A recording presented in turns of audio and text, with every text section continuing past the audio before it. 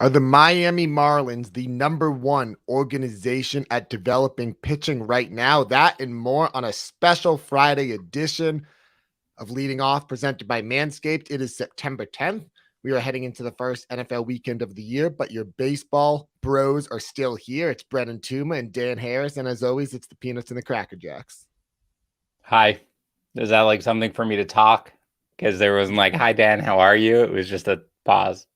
Yeah, I mean, like when you get comfortable on podcasts, like when the one person stops talking, usually, the co-host will then chime in with what they have to say. Well, usually the thing is with you, Brendan, is you're very good about making sure that your co-host or guest or however we call the person who's not you has a chance to speak. And you don't like when people talk over each other. Veteran podcast move, of course.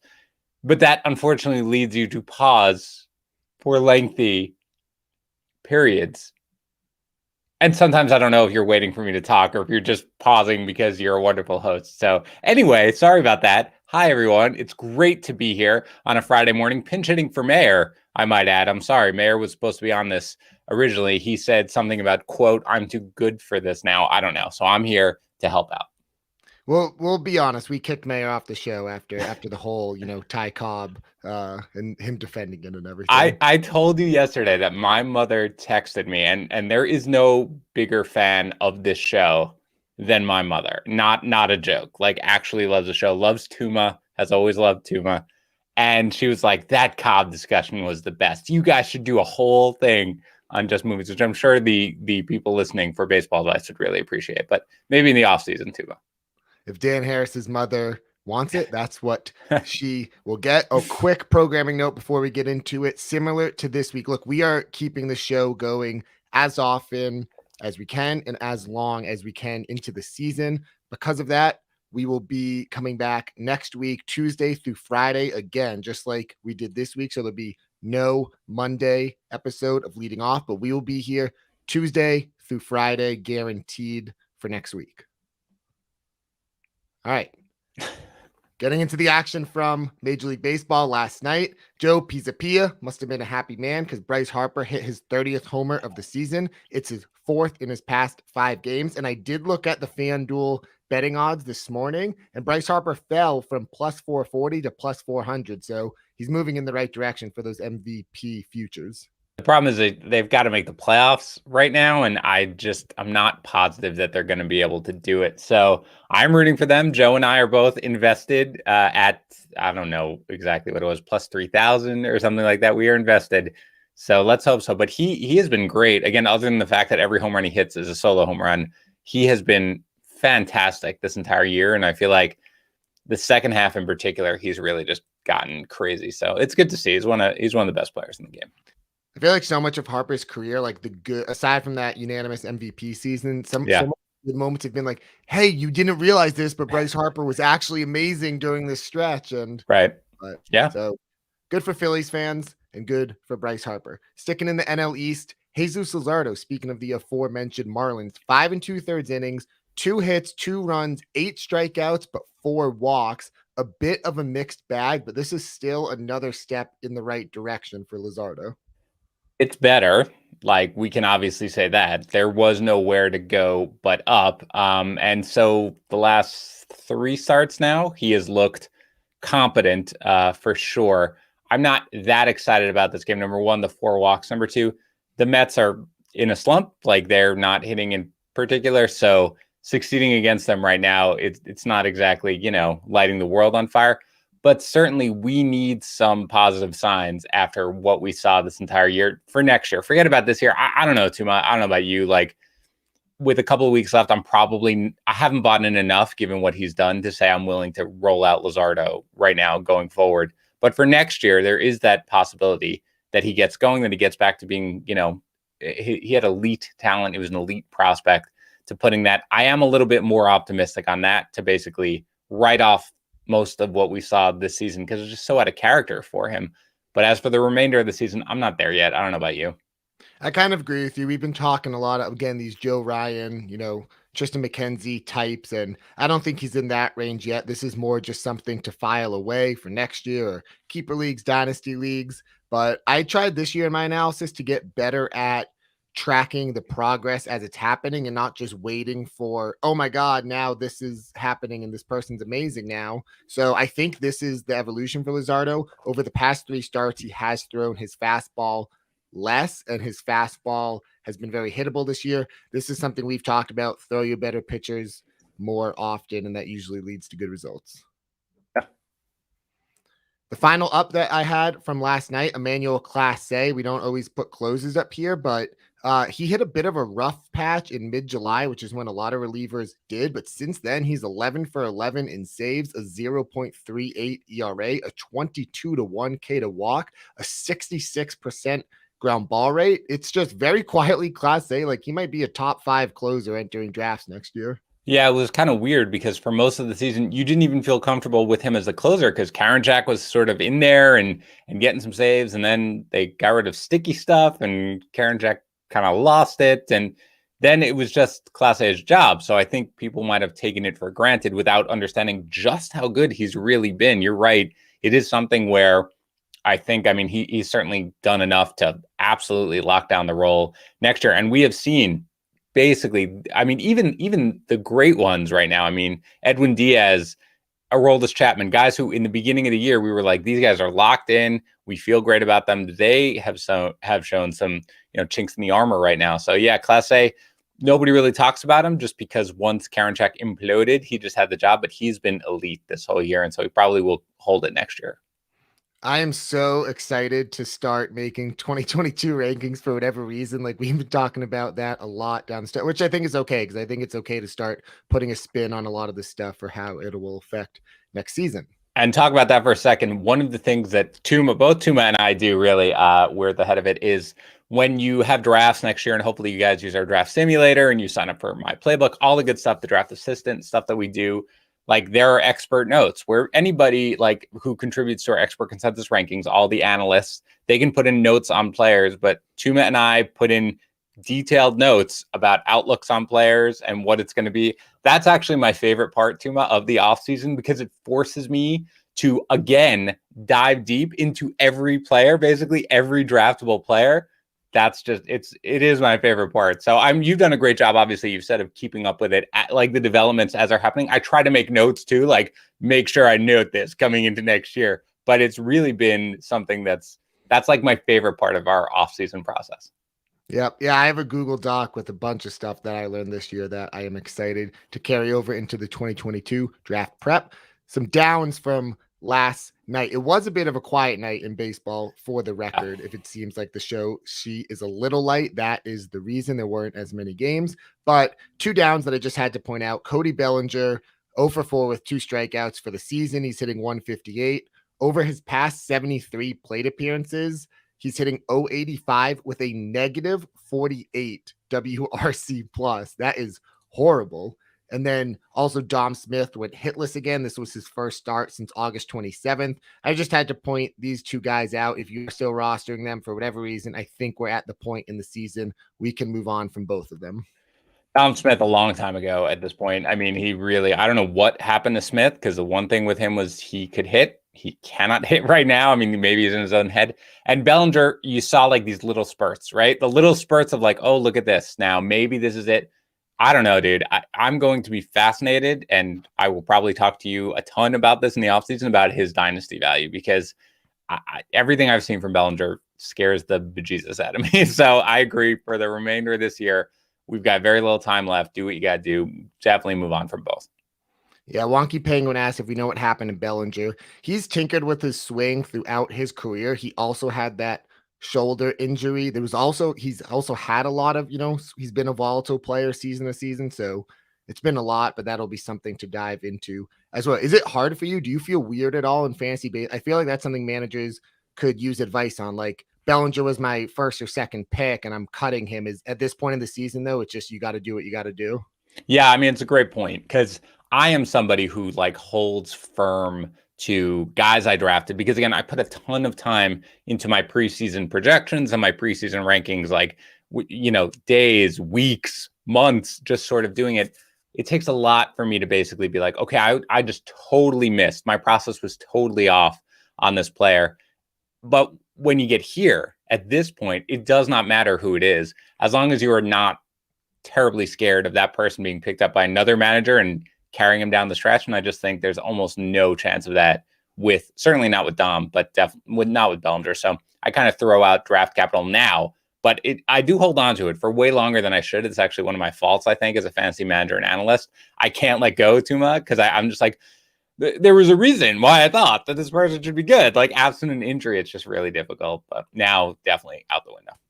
Yeah, no, some of those cutting decisions can be tough. And if we're being honest, we all get a little nervous when it comes to trimming. But that's why you got to protect yourself with the Lawnmower 4.0 from Manscaped. There are 4 different guard lengths that you can use depending on the trim that you need. The optimized Lawnmower 4.0 is also waterproof, so you can groom in the shower and not have to worry about making a mess on the bathroom floor. You can get 20% off and free shipping with the code leading off at manscaped.com. That's 20% off with free shipping at manscaped.com. Feel good about trimming Cody Bellinger from your roster and feel good about trimming yourself with Manscaped. How long? How long did it take you to come up with that one, Tuma? That was good. I'm very impressed. How long? My girlfriend works in advertising, and we worked on that yesterday afternoon. Yeah. All right.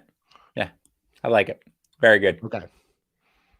A couple quick closer notes. Giovanni Gallegos picked up his 6th save of the season. Alex Reyes pitched the 5th inning in this one. It's Gallegos' job now. Make the switch if you need to. And then Carlos Estevez got his 6th save for the Rockies. He is pretty clearly usurped Daniel Bard for that role. So those are just 2 guys. Make the switch if you haven't already, /want to /need to. Yes, that is correct. Get your closers.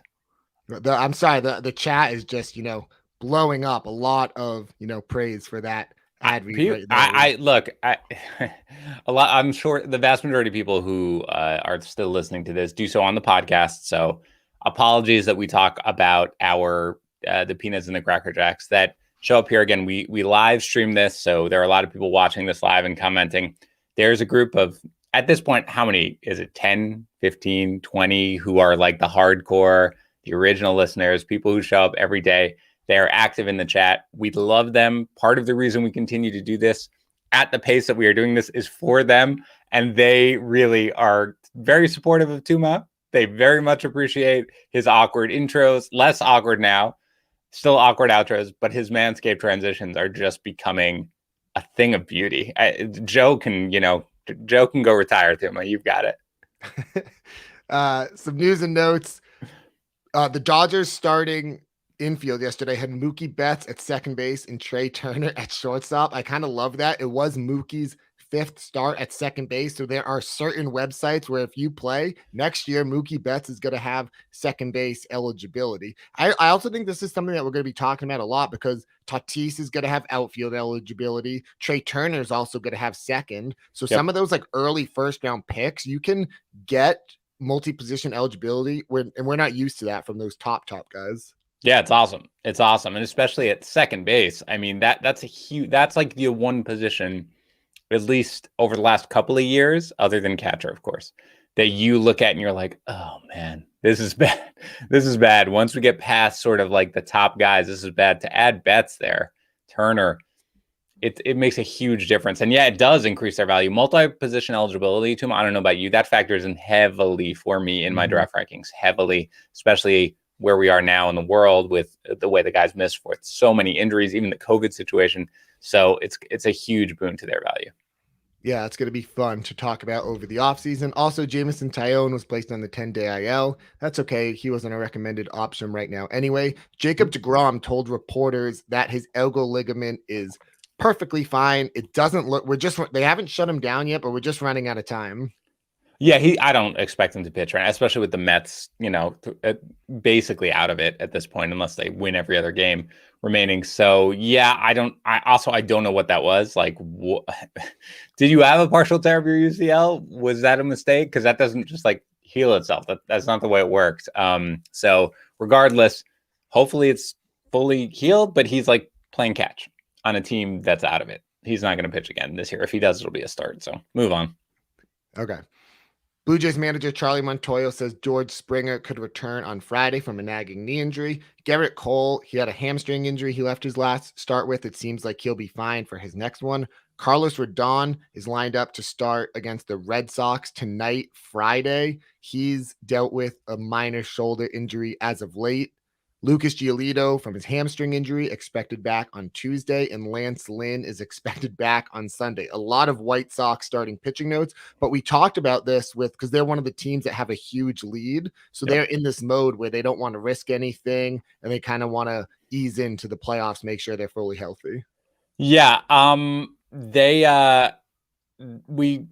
have to get them going again. Like, they couldn't wait to be like, I'm going to shut them down, give them one tune-up start, and then go to the playoffs, because you want them to have a little bit. So this is right about what we thought. Tuma, they'll probably have, 3 starts left or something like that is my guess, and that's what it'll be. So hopefully can rely on them. I don't really know if I want to jump into Rodon against the Red Sox right now in his first start back.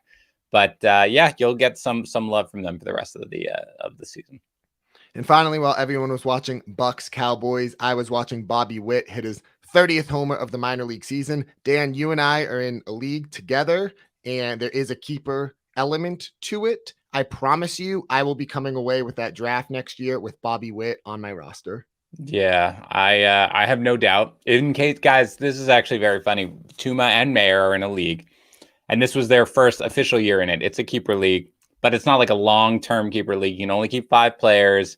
Salary penalties are pretty difficult. This was Tuma's first draft this year in doing it, and Tuma basically went, as you can imagine, very prospect heavy, very, very prospect heavy. And I was teasing him afterwards. He was like, isn't this normal? Shouldn't I be doing this? And I was like, well, it's not, you can't keep him forever, Tuma. You got to compete this year still. But I know when I'm in a salary cap draft with Tuma that I can price and force all day long on any remotely competent prospect. And certainly Bobby Witt, you will not be getting him for cheap next year, even if I don't want him, just because you're Tuma. Fair enough. Some pitches from Thursday. Jose Barrios, 6 2/3 innings, 5 hits, 2 earned runs. It seems like every time we think that Barrios is a little shaky, he comes out and he's fine. The Blue Jays did win their 8th in a row. They completed a 4-game sweep at Yankee Stadium. Good news for the Blue Jays. Okay, I'm going to throw 5 pitchers at you here, and you tell me if any of them stand out to you as, anyone you're really excited about using down the stretch. Mm-hmm. Cal Quantrill, all these guys pitched on Thursday. Cal Quantrill, Sean Manaea, Carlos Hernandez, Ranger Suarez, and nasty Nestor Cortez. They all pitched well yesterday, I will add. Excited about using? No. Do I think that they're all kind of usable? Probably. If you were like, hey, you can only start one of these guys down the stretch, might be Cortez, just because I think he does have upside. But I will say that I have Suarez in a league, and I've just kind of been rolling him out there. I have Manaea in our league, Tuma, and I've just kind of been rolling him out there. There have been some ups and downs. So I think you can get away with all these guys. Quantrill, obviously, Mayer isn't here right now. Otherwise, he'd be going crazy because it's an Indians pitcher. But I think for now, all of them do sort of, make sense, at least in the short term. But I kind of like Nestor Cortez a little bit. There's the garage door in case you can't hear it. So just to keep on brand. Yeah, I think my 2 favorites would be Suarez and Cortez. Suarez, the ground ball rate it's really elite. It's like Framber Valdez-esque elite. So that just really gives him a nice floor, I think. And Carlos Hernandez, I just want to note, he only had one double. She's coming home, so she's got to open it to get in, and then she's got to close it. As everybody knows, sorry, just in case, my garage. My office is in the room above the garage, and my wife has an absolutely uncanny ability, and maybe it's because I podcast 7 hours a day, to open the garage door anytime I'm podcasting. So there you go. September down the stretch leading off is really just going to be Brendan on one side talking about prospects, plus Dan for analysis. He explains why the garage door is opening, yada, yada, yada. Yeah, correct. Just a few hitting standouts. Vlad Jr. hit his 42nd homer, the youngest Blue Jay to reach 100 RBIs. Bo Bichette, who Dan Harris said to drop, went 3 for 5 with a homer and 2 stolen bases. Still drop him. Not going to amount to anything.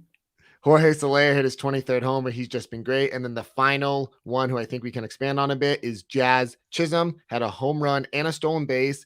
He's up to 15 homers and 19 steals in only 102 games. It hasn't been pretty. There's been some highs and lows, but when we're looking at just pure roto leagues, he kind of strikes me as someone who might be undervalued entering next year.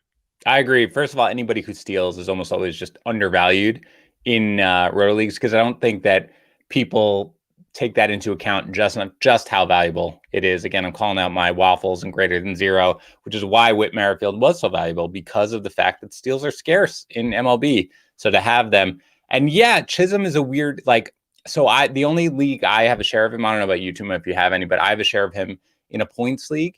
And that's a little different because, you're not worried about where you are in steals or anything like that. You're just looking, and I've been benching him for Jorge Polanco for a while, who was hot for a while, and Corey Seager's my shortstop. So it's basically kind of been there. But in the end, this is going to be a really, really impressive season for him. And I hope, in the end, he was somebody who caught a lot of buzz right before the season. I hope people got him on their team, because he's really going to be a guy who I think you're going to have to pay for a lot in drafts next year, right? I mean, young, exciting, has the power and the speed.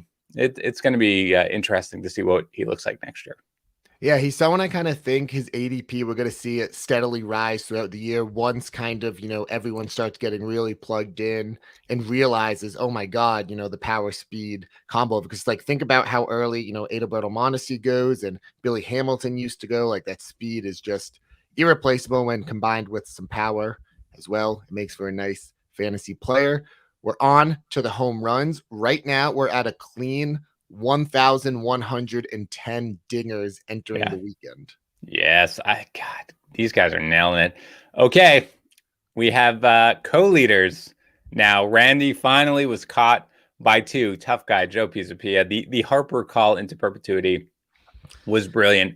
But Go Cards, 5th home run in his last 4 days. They are tied at the lead with 30 home runs. Is going to be a race down the stretch. Right behind him is Lawnmower Man 4.4 and former leader D. Gordon Liddy at 29. Then there's a little bit of a gap down to me, Dinger Dan, with 26. And I got mine right yesterday, right? Freeman.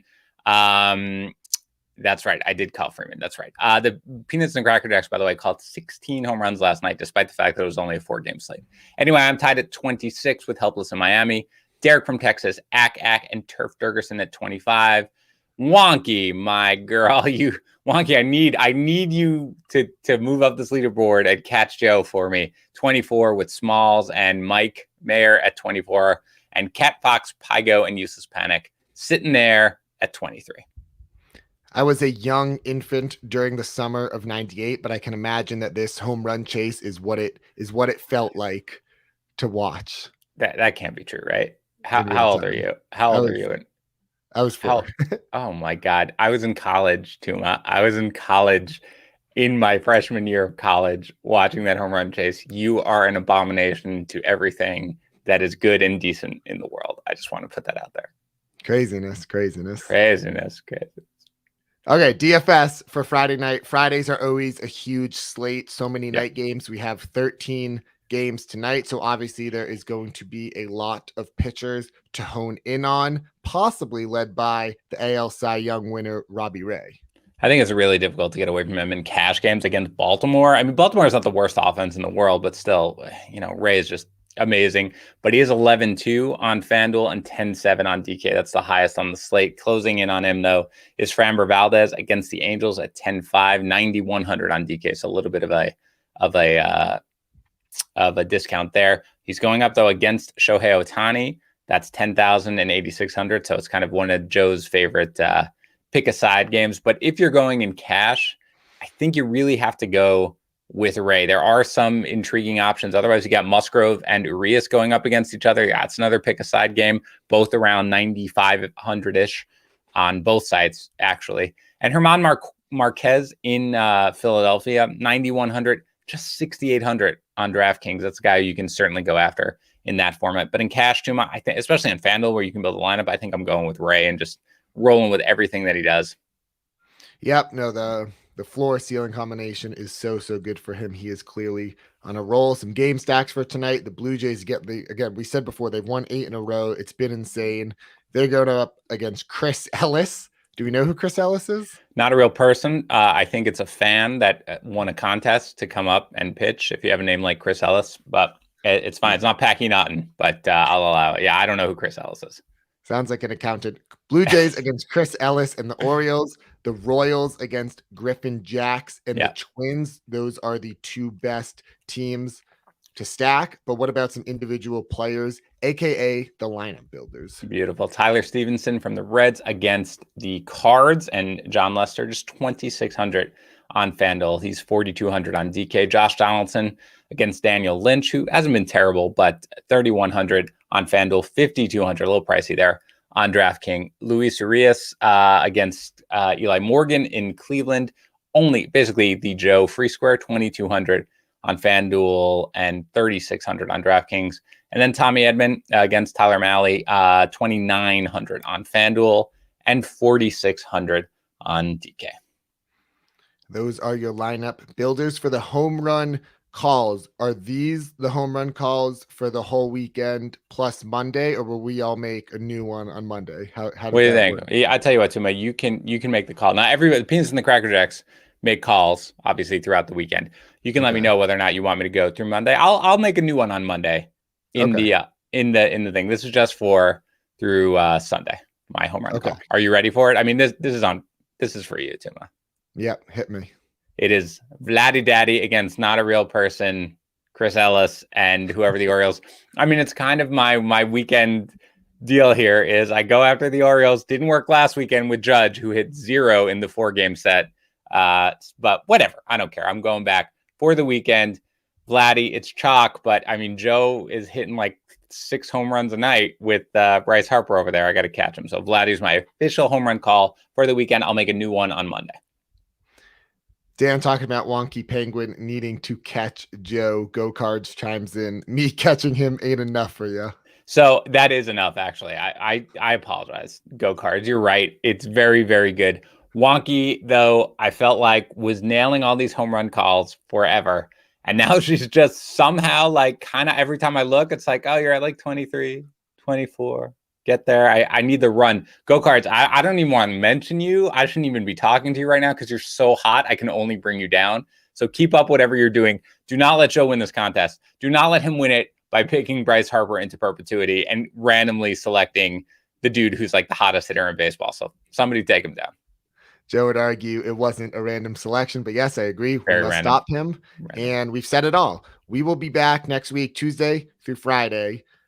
For setting your lineups for playoff matchups, make sure you use Mike Mayer's quick grades. I used quick grades to give me confidence in a Rich Hill stream this week, and it worked out tremendously. Mayer puts a lot of effort into that. So quick grades usually goes on the site Saturday. It might be Sunday this week, but it's usually there by Saturday. Use that to set your lineups. We'll be back next week, Dan, as the season comes to an end here. Do you want me to comment, or was that like your outro? You say one more thing, then I'll say one more awkward thing. Got it. I'm still learning the Tuma. I'm sorry. I'm very sorry. Yes, I will give a huge plug to Mayer's quick grades, which he spends a ton of time on. And the best part is I'm in the playoffs, and my research into what I'm going to do during my playoffs largely consists of texting Tuma and Mayer and me getting Mayer's quick grades for the players that I'm considering. And whoever he has higher for the most part, I go with. Again, I mentioned I went with Carlos Santana over Frank Schwindel this week, which I think turned out so far to have been the right call. But for the most part, his quick grades are fantastic. And what's beautiful about it is I put a lot of research into it, thought about what I wanted. I ran my pickups by Mayer. I was like, I really feel good about these guys this week. And he was like, oh yeah, quick grade of whatever it was, something very high. So everybody continue to check that out. He's dedicated, other than the fact that he bailed on us this morning and left this lesser pairing. But yes, that's my last thing. Okay, whatever you do, Peanuts and Cracker Jacks, make sure you add Joe Ryan and start him, and do not watch the movie Cobb this weekend. We will see you again on Tuesday.